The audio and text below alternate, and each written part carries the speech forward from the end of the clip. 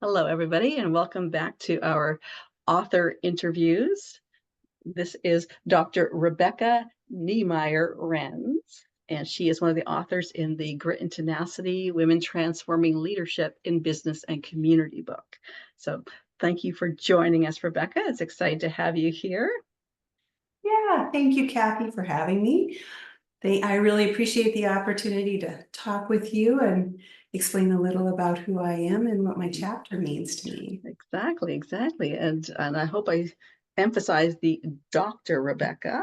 Congratulations on getting all of that done and did the master's and the PhD, and it's so exciting. So yeah, would you like to give us an introduction of yourself and what you've been up to? Certainly. Well, first, just a slight correction. I am a doctor of business administration, but I have a DBA rather than a PhD. I pursued a DBA with a dissertation so that I would have the option of using this in a business setting or in an academic setting. Oh, interesting. So yeah, just a slight tweak there, but Yes, well, congratulations thank on both you. sides. So As a practitioner, I have figured out that while I really enjoy teaching, I think we've talked about this before, I really enjoy teaching. I also really miss doing business. So finding that balance between practicing and teaching has been a challenge, but really enjoy both of those. Anyway, as you said, Dr. Rebecca Neimeyer Rens, that's a very formal introduction of who I am. Most people just call me Rebecca. Some of my students call me Dr. Rens, and some of my favorite employees just called me boss lady. So it's been some very, as long as it was always nice, I was always welcomed that. But no, Rebecca is great. A little bit about my experience. I've been in the concrete construction industry for 30 plus years. I have been involved as an owner and as a president, but I've also been involved as a heavy equipment operator and ran a slip form paving machine for 3 years in that time. And that's a little bit about what my chapter will focus on, one of my stories from that period in my life. But so I did that for 30 years and completely enjoyed owning and operating a business. It was challenging because I was very much the only female in that industry during that time. And so it was really a period when I was able to kind of break down some of those preconceptions, some of those really traditional norms about where women should work and be seen. And so that was an opportunity for me that I didn't realize was coming. I didn't know that was going to be given to me. But it turned out to be an opportunity for me to not only get to know my people better, but to really know so much more about the business I owned and operated. So just being a part of all of those different elements of that business for 30 years offered me just great experience. So in addition to that, I also have been an assistant professor of business and leadership associated with my pursuit of that advanced degree.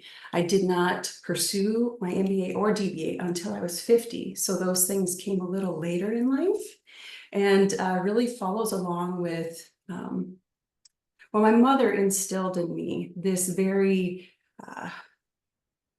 driven nature to always be pursuing something new, right? Just, okay, what else can you learn today? You're not finished yet. And so I always wanted to get my master's degree. And so at 50, I went back to school, found out I really enjoyed it.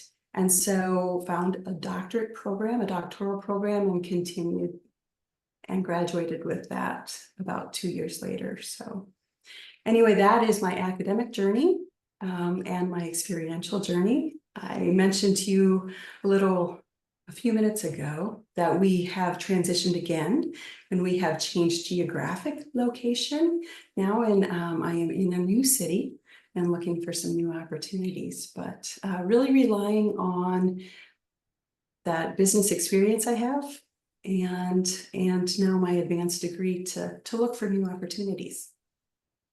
And I'm sure some wonderful opportunities will come your way, just knowing who you are and that you attract opportunities they will show up. So, and yeah, kind of going back to the book, wondering Yes. if you could tell us what your title is and what the kind of focus of what you've covered in your chapter. Right. Okay. So the title of my chapter is Rising Ready, Embracing Unexpected Opportunities for Creating Transformational Impact. The title kind of was spawned by the idea that you never really know which opportunities are going to prepare you for your next step in work or leadership. And sometimes we want to disregard opportunities because they don't seem conventional, or maybe it wasn't in our plan, or maybe our goal was to do something else, but this is the opportunity that presented. And so we might walk away from it, we might ignore it. And I really want to encourage people to embrace it, even if it seems unconventional or non-traditional, because the reality is all of these opportunities are equipping you to rise up the next time you're given an opportunity to lead. And so that was the idea behind my title. Perfect. I love it. And you were saying that you cover some of your time that you were in the construction industry and some of the experiences you had in stepping into leadership. Yeah. I walk through a little bit. I specifically focus on a moment in time where I was given a very unusual opportunity to become a heavy equipment operator, and the strange um, environment that was. Um, but what a useful thing that became to me later in life. I didn't realize it in the moment, but being willing to step into it and being willing to allow myself to be seen in a different light, um, just gave me experiences that were so rewarding, so fulfilling, and that so equipped me for my future leadership roles in the same company. Um, and it was a role that I would never have otherwise accepted, right? So really, I review this idea of just go ahead and explore those unexpected opportunities. Just reach out and grasp them. You just never know where they're going to lead. And then I talk a little bit also about the fact that when you're in those opportunities, um, it can be challenging because people will question what you're doing and why you're doing it. I had people who blatantly would say to me, "Why are you on that machine?"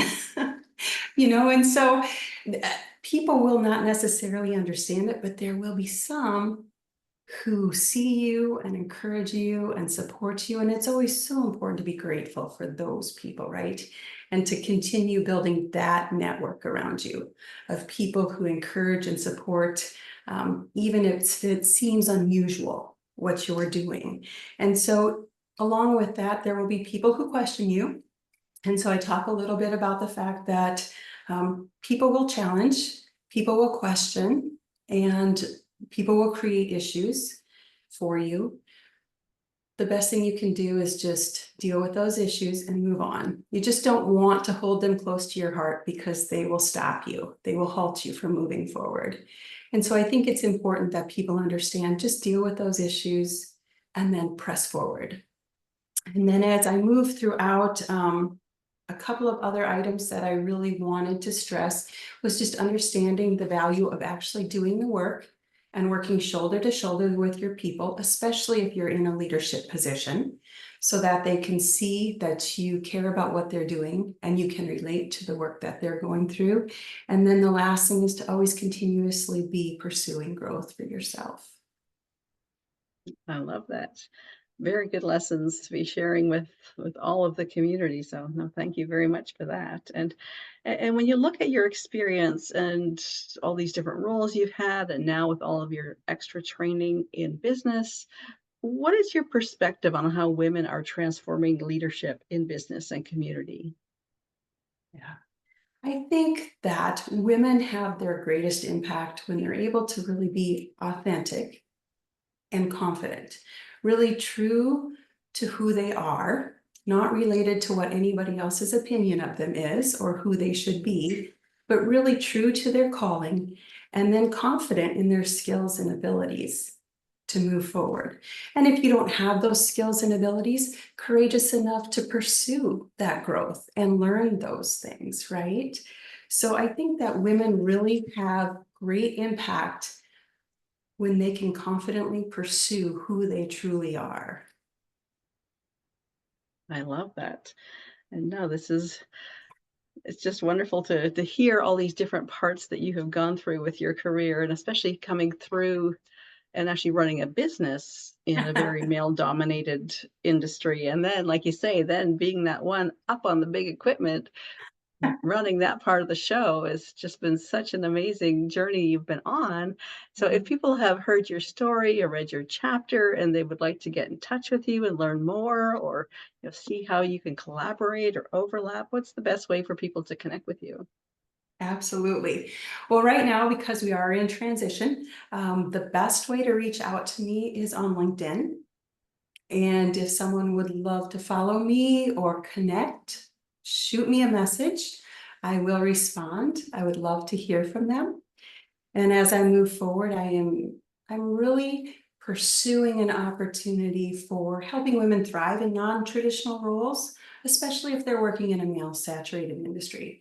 And I also think it would be very important to work with their organizations to create more collaborative environments, if I can help in that way. But if any of that sounds interesting, yeah, the best way to reach out to me right now is on LinkedIn. Perfect, perfect. Well, thank you so much for joining us on this interview series. I'm so glad that you joined us in the book. And I'm hoping everybody goes out and buys a copy when it's out there. And it's been really fun. Thank you. And it's been wonderful to meet you. Well, thank you, Kathy, and thank you for pulling this group together. You've done a lot of work for us, and I really appreciate all the effort you put into not only pulling these great women together, but also helping us develop and giving us additional skills along the way. So thank you. Perfect, perfect. Thank you.